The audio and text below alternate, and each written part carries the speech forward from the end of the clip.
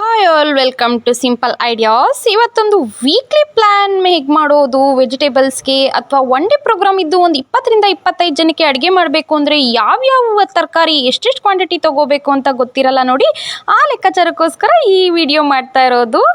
Just ಒಂದು 500 rupees ಇಟ್ಕೊಂಡು ನಾವು ಯಾವ ರೀತಿ ವೆಜಿಟೇಬಲ್ಸ್ ತೊಗೋಬೋದು, ಅದು 2025ಅಲ್ಲಿ. ಮುಂಚೆ ಆದರೆ 500 ರುಪೀಸ್ಗೆ ಎಷ್ಟೊಂದು ಥರ ಗ್ರಾಸರೀಸ್ ಆಗಲಿ ವೆಜಿಟೇಬಲ್ಸ್ ಆಗಲಿ ಎಲ್ಲ ಕೂಡ ತೊಗೋಬೋದಾಗಿತ್ತು. ಬಟ್ ಈಗ ಆ ಥರ ಇಲ್ಲ ಫ್ರೆಂಡ್ಸ್. 500 ರುಪೀಸ್ಗೆ ಏನಂದ್ರೆ ಏನೂ ಸಾಕಾಗಲ್ಲ ನೋಡಿ. ಈ ರೀತಿ ನಾನು ಒಂದು ವೆಜಿಟೇಬಲ್ಸ್ ಪ್ಲ್ಯಾನಿಂಗ್ ಮಾಡಿದ್ದೀನಿ. ಯಾವ್ಯಾವುದು ಎಷ್ಟೆಷ್ಟು ಕ್ವಾಂಟಿಟಿ ಇದೆ ಅಂತ ನೋಡ್ಕೊಂಡು ಹೋಗೋಣ.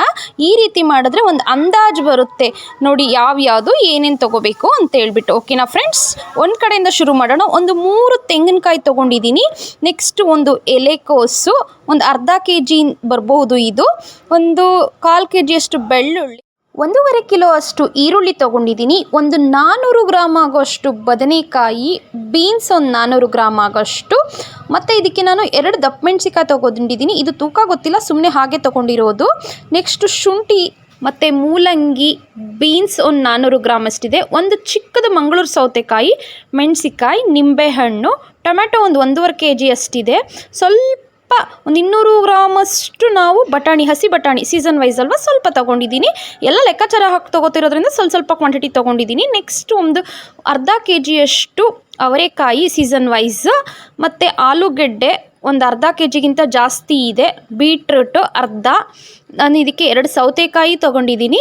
ಜೊತೆಗೆ ಒಂದು ದೊಡ್ಡದು ಹೀರೆಕಾಯಿ ತೊಗೊಂಡಿದ್ದೀನಿ. ಜೊತೆಗೆ ನಾನು ಇದಕ್ಕೆ 2 ಸೌತೆಕಾಯಿ ಮತ್ತು ನುಗ್ಗೆಕಾಯಿ, ಕ್ಯಾರೆಟ್, ಗೆಡ್ಡೆಕೋಸು ಇಷ್ಟನ್ನು ತೊಗೊಂಡಿದ್ದೀನಿ ಫ್ರೆಂಡ್ಸ್. ಇಷ್ಟೆಲ್ಲ ಹಾಕಿ ಒಂದು ದಿನದ ಪ್ರೋಗ್ರಾಮ್ಗೆ ಒಳ್ಳೆ ಅಡುಗೆ ಮಾಡ್ಬೋದು. ಅಥವಾ ಒಂದು ಫ್ಯಾಮಿಲಿ 4 ಮೆಂಬರ್ಸ್ ಇರೋರಿಗೆ ಒಂದು ವೀಕ್ಲಿ ಪ್ಲ್ಯಾನ್ ಕೂಡ ಆಗುತ್ತೆ. ಇಷ್ಟು ವೆಜಿಟೇಬಲ್ಸ್ ಇದ್ದರೆ 1 ವೀಕ್ ಆರಾಮ್ಸೆ ನಾವು ಅಡುಗೆ ತಿಂಡಿಗೆ ಏನು ಕೊರತೆ ಇಲ್ಲದೆ ಮಾಡ್ಕೋಬೋದು. ಒಂದು ಮನೆಯಲ್ಲಿ 4 ಜನ ಅಥವಾ 3 ಜನ ಇದ್ದರೆ ವೀಕ್ಲಿ ವೆಜಿಟೇಬಲ್ಸ್ ಯಾವ ರೀತಿ ತೊಗೋಬೇಕು ಅಂತ ಒಂದು ಐಡಿಯಾ ಬಂತು ಅಂತ ನಾನು ತಿಳ್ಕೊತೀನಿ. ಈ ಥರ ಅಂದಾಜು ಪ್ರತಿಯೊಬ್ಬರಿಗೂ ಇರಬೇಕು ಫ್ರೆಂಡ್ಸ್. ಇಲ್ಲ ಅಂದರೆ ನಮ್ಮ ಲೆಕ್ಕಾಚಾರಗಳು ಎಲ್ಲ ಉಲ್ಟಾ ಆಗುತ್ತೆ. ಹೇಗೆ ತೊಗೋಬೇಕು, ಯಾವ್ದು ಎಷ್ಟೆಷ್ಟು ಕ್ವಾಂಟಿಟಿ ಇರಬೇಕು, ತುಂಬ ಮೇಯ್ನ್ ಆಗುತ್ತೆ ಫ್ರೆಂಡ್ಸ್. ಹೊಸದಾಗಿ ಮದುವೆಯಾಗಿ ಅತ್ತೆ ಮನೆಗೆ ಹೋಗಿರ್ತಾರೆ, ಎಲ್ಲನೂ ಅತ್ತೆ ಕೇಳೋಕ್ಕೆ ಸ್ವಲ್ಪ ಹಿಂಜರಿಕೆ ಇರುತ್ತೆ. ಆ ರೀತಿ ಇದ್ದಾಗ ನಮಗೆ ಒಂದು ಅಡುಗೆ ಮಾಡಬೇಕು ಅಥವಾ ಅತ್ತೆನ ಮೆಚ್ಚಿಸ್ಬೇಕು ಅಥವಾ ಚೆನ್ನಾಗಿ ಮಾಡಬೇಕು, ಎಲ್ರಿಗೂ ಖುಷಿ ಆಗಬೇಕು ಅಂತಿದ್ರೆ ಎಲ್ಲರೂ ಕೇಳೋಕ್ಕಾಗಲ್ಲ. ಈಗಂತೂ ಎಲ್ಲದಕ್ಕೂ ವೀಡಿಯೋಸ್ ಬಂದುಬಿಟ್ಟು ಯೂಟ್ಯೂಬ್ ಸರ್ಚ್ ಮಾಡು, ನೋಡು, ವೀಡಿಯೋಸ್ನ